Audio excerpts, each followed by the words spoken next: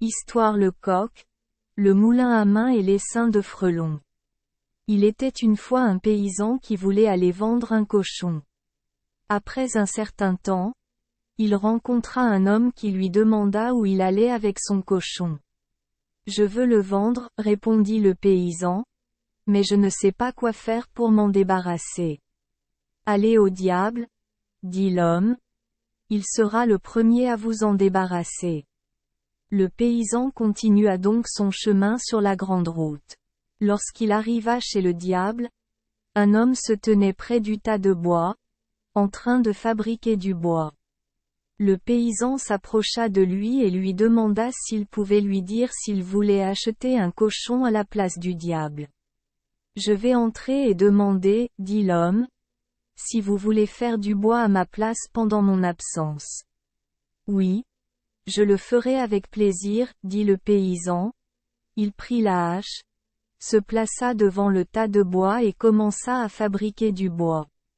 Et il travailla jusqu'au soir.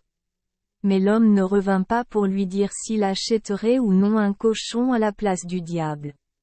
Enfin un autre homme arriva par là, et le paysan lui demanda s'il voulait faire du bois à sa place, car il était impossible de laisser tomber la hache à moins qu'un autre ne la prenne et continue à travailler. Alors l'homme prit la hache et resta là à fabriquer du bois, et le paysan entra lui-même chez le diable et demanda si quelqu'un voulait acheter un cochon. Une foule aussi nombreuse que celle d'une foire se rassembla aussitôt et tous voulaient acheter le cochon. Alors le paysan pensa, celui qui paye le plus l'obtient.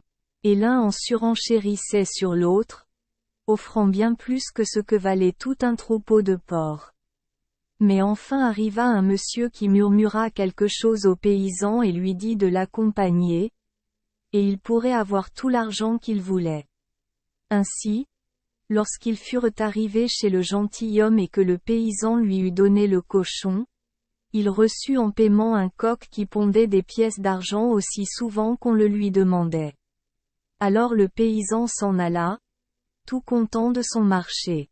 Mais sur le chemin du retour, il passa la nuit dans une taverne tenue par une vieille femme. Et il était si heureux de son magnifique coq, qu'il dut s'en vanter auprès de la vieille femme et lui montrer comment il s'y prenait pour amasser des pièces d'argent. Et la nuit, alors que le paysan dormait profondément, la vieille femme vint lui enlever son coq et en mit un autre à la place. À peine le paysan s'est-il réveillé le matin qu'il a voulu mettre son coq au travail. Allonge-toi vite, mon coq. Pose de grosses pièces d'argent, mon coq. Mais le coq n'a pu pondre aucune pièce d'argent et a seulement répondu « Kikériki. Kikériki. Kikériki ». Alors le paysan tomba en colère, retourna chez le diable, se plaignit du coq et raconta combien il ne valait absolument rien. Il fut bien reçu et le même monsieur lui offrit un moulin à main. Quand il a crié, 1000 grains. Il broyait autant de farine qu'il le voulait et ne s'arrêtait que lorsqu'il disait, moulin, arrête de moudre. Et le moulin moudrait toutes sortes de repas qu'il demandait. Lorsque le paysan partit pour rentrer chez lui, il arriva à la même taverne où il avait déjà dormi le soir, alors il s'y rendit et décida de passer la nuit. Il était si content du moulin qu'il lui était impossible de se taire. Il raconta donc à la vieille femme quel précieux moulin il possédait et lui montra comment il fonctionnait. Mais pendant la nuit, alors qu'il dormait, la vieille femme vint voler son moulin et en mit un autre à la place. Lorsque le paysan se réveilla le matin, il était très pressé d'essayer son moulin, mais il ne pouvait pas le faire obéir. Moulin à moudre, il pleure. Mais le moulin s'arrêta. Puis il dit, « Cher moulin, moud de la farine de blé. » Mais cela n'a eu aucun effet. Alors broyez de la farine de seigle. Il cria. Mais cela n'a pas aidé non plus. Eh bien, broyez les pois. Mais le moulin ne semblait pas entendre. mais il restait aussi immobile que s'il n'avait jamais tourné une seule fois de toute sa vie. Alors le paysan reprit le chemin du retour chez le diable, et aussitôt il traqua le monsieur qui avait acheté son cochon, et lui dit que le moulin ne moudrait plus de farine. Ne vous affligez pas de cela, dit le monsieur, et il lui donna un grand nid de frelons, plein de frelons, qui volaient en essaim et piquaient tous ceux qu'on leur disait de piquer, jusqu'à ce que l'on dise « stop » pour eux. Lorsque le paysan revint vers la vieille femme, il lui dit qu'il avait une nuée de frelons qui obéissaient à ses ordres. Les cieux au-dessus, s'écria la femme, cela vaut la peine d'être vu.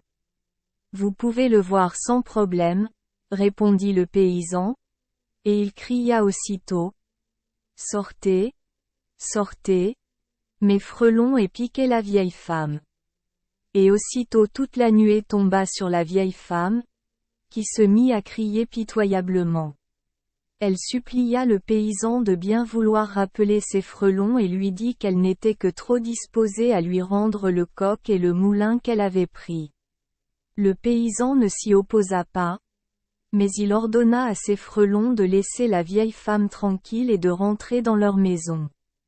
Puis il rentra chez lui avec son coq, son moulin et ses frelons, devint un homme riche et vécut heureux jusqu'à sa mort. Et il avait l'habitude de dire, il y a une grande foire à la place du diable, et on y trouve des gens vraiment honnêtes, et surtout un gentleman libéral, avec qui c'est un plaisir de faire affaire. Note dans Le coq, le moulin à main et l'essaim de frelons, dossier MSS. De Stevens, de Vermland, communiqué par le Dr V. Sidoflund. Un pauvre paysan a reçu 3 cadeaux splendides à la place du diable. Le coq qui pond des pièces d'or est un oiseau magique bien connu, et le moulin magique se rencontre également dans le Nord.